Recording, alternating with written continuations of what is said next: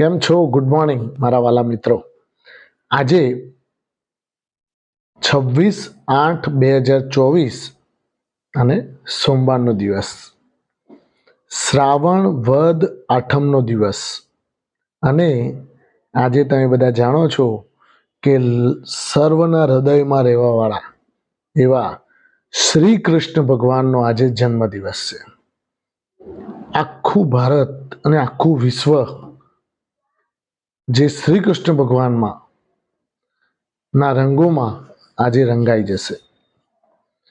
તો આપણે શ્રી કૃષ્ણ ભગવાનના તહેવારની ઉજવણી પણ બધાએ પોતપોતાની સોસાયટીઓમાં, પોતપોતાના ગામમાં, પોતપોતાની શેરીઓમાં કરવાની હોય છે. બીજું મિત્રો કે આજે બજાર પોઝિટિવલી ડાયરેક્શનમાં કામકાજ કરે એવું દેખાઈ રહ્યું છે ગિફ્ટ નિફ્ટી ઉપરથી.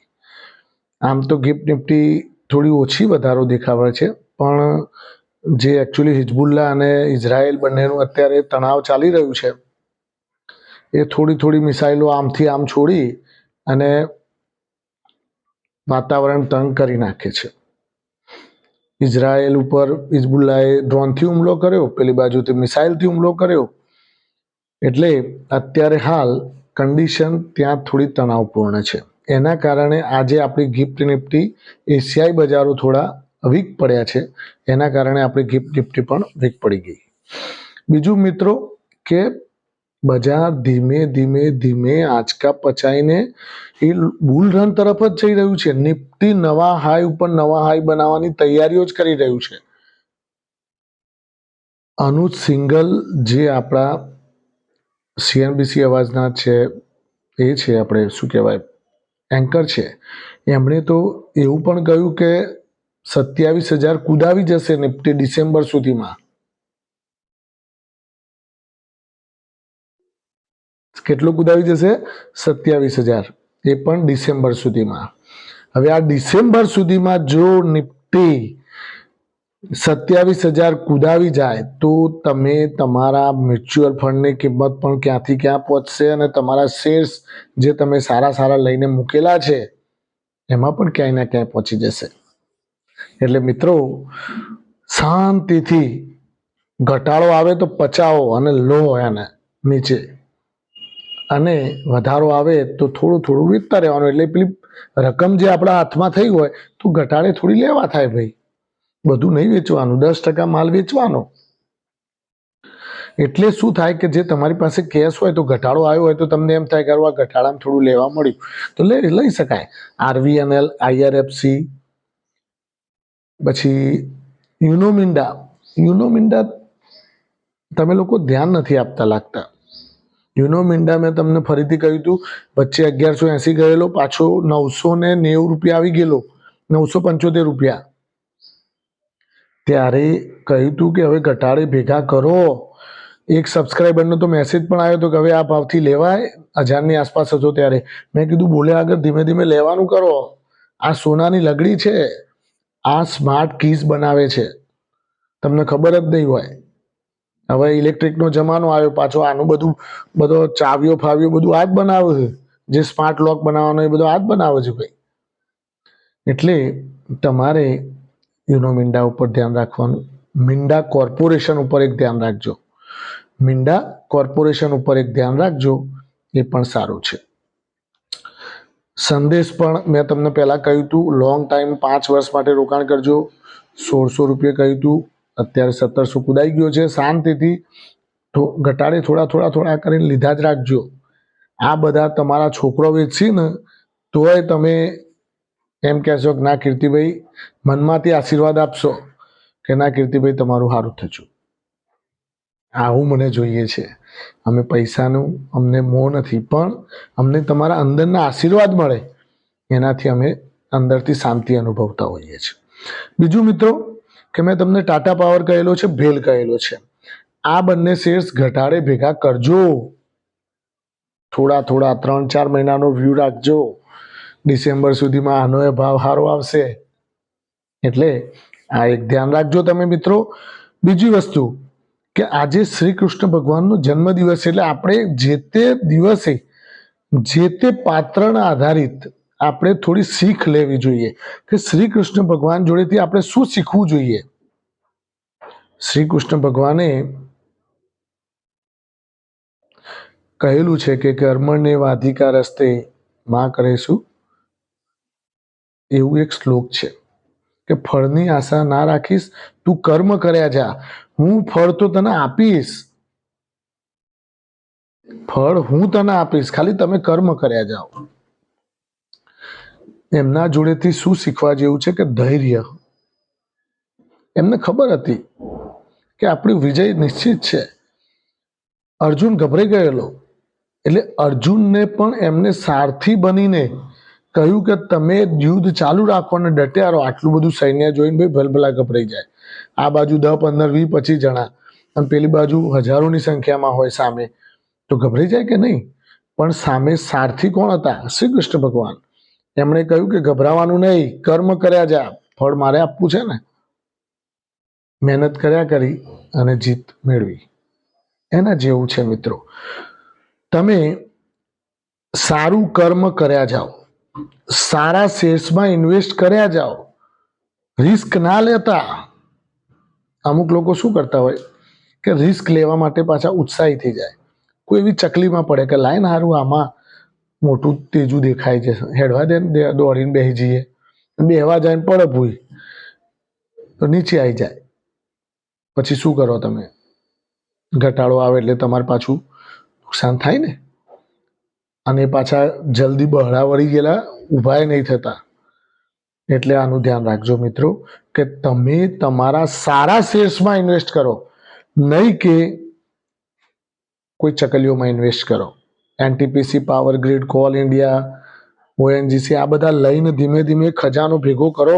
આ સોનું છે, આ સોનાને ભેગું કરી દો.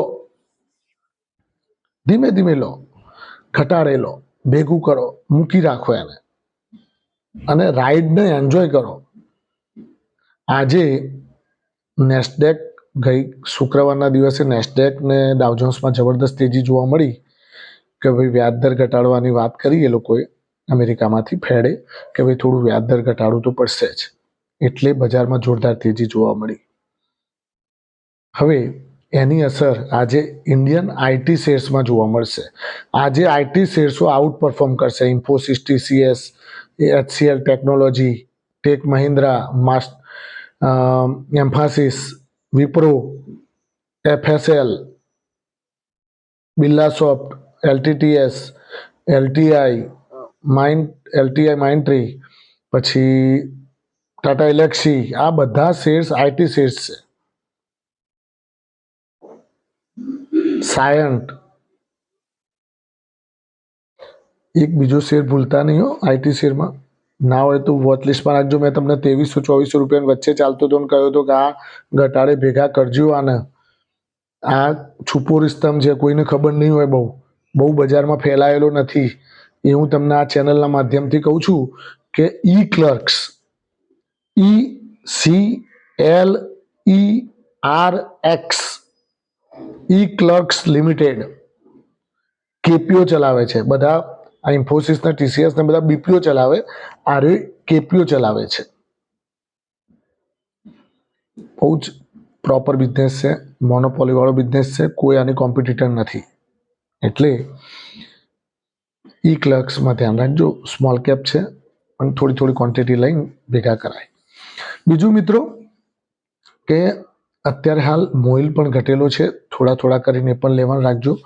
મોઇલ ખરાબ નથી, આ બધા સારા જ છે ભાઈ. આ તો સમય ખરાબ આવે એટલે નીચા આવે અને આપણને લેવા માટે પ્રેરિત કરે તો લઈ શકાય. થોડા કરીને લો, કોઈ ચિંતા જેવું નથી. બીજું મિત્રો કે સારા ફ્રન્ટલાઇન સ્ટોક્સમાં રોકાણ કરજો. ફાર્મા સેક્ટરમાં વધારે ધ્યાન આપજો હવે, કારણ કે ફાર્મા સેક્ટર પણ હજુ ચાલ્યું નથી.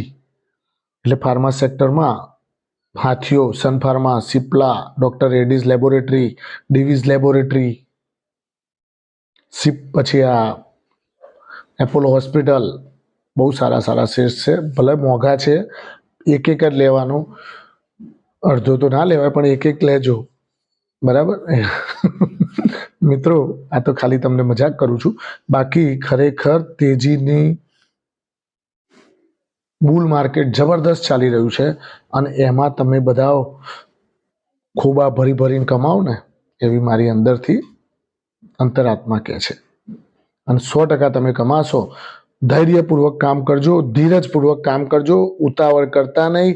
નિફ્ટી, કોલ, પુટ, ઓપ્શનથી દૂર રહેજો, ઇન્ટ્રાડે કરતા નહીં અને શોર્ટ ટર્મના ટ્રેડર ના બનતા, લોંગ ટર્મના બનજો. મજા આવશે તમને.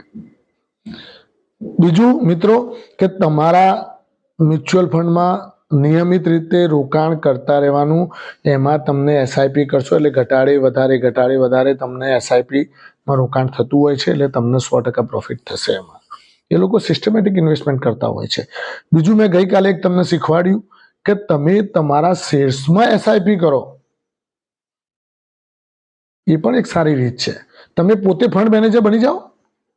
તમારે ભાઈ લાખ રૂપિયા રોકવા છે, એક સામટા શું કા રોકવા પડે? લાખ રૂપિયા ખાતામાં મૂકી દો. દર મહિને 6,000 રૂપિયા નાખ્યા જવાના. એક જ 3 કંપનીઓ પકડવાની, બબ્બે 2,000ના 3 ટુકડા કરી નાખો. દર મહિનાની 30 તારીખ આવે એટલે આપણે 2,000ના 3 કંપનીના શેર લઈ લેવાના. જે ભાવ ચાલતો હોય એ એની જે પણ ભાવ હોય એ તમારે એ ટાઈમે પરચેસ કરી લેવાના. રોજે રોજ દર મહિને કરવાના. એટલે એ તમારે પોર્ટફોલિયો ધીમે ધીમે ઘટાડે પણ મળશે, વધારે પણ મળશે, ઘટાડે પણ મળશે, વધારે પણ મળશે અને શેર્સનો ભાવ પણ તમને સારો એવો જોવા મળશે. Thank you very much. ખૂબ ખૂબ આભાર મિત્રો. આપણે વિડીયો બહુ લાંબો કરવો નથી. તમે મેં કહ્યું છે એ પ્રમાણે કોન્સન્ટ્રેટ કરી અને ધીમે ધીમે કામકાજ કરજો અને ધૈર્યપૂર્વક કામકાજ કરજો. કોઈ પણ જાતની ગભરામણ થતી હોય, કદાચ ઘટાડો આવે તો ગભરાવાનું નહીં, જોયા કરવાનું. પૈસા હોય તો લેવાનું, નકર પછી શાંતિથી બેસી રહેવાનું. Thank you very much. ખૂબ ખૂબ આભાર. આજનો દિવસ તમારા માટે ખૂબ સારો રહે અને વેલ્થપૂર્વક ખૂબ તમારી તેજી બની રહે એવી મારી શુભેચ્છાઓ. Thank you very much.